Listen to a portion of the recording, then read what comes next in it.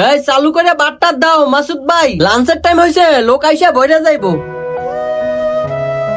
আচ্ছা মহাজন দিতাছি। হাত চালাই করো।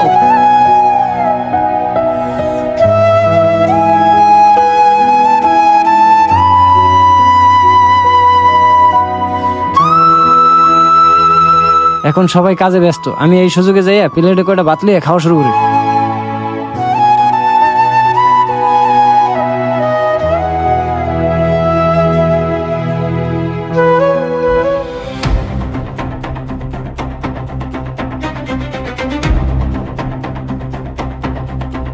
যাক, সবাই কাজ করতেছে, আমি তাড়াতাড়ি পানি দিয়ে ভাতগুলো খাইয়া ফেলাই।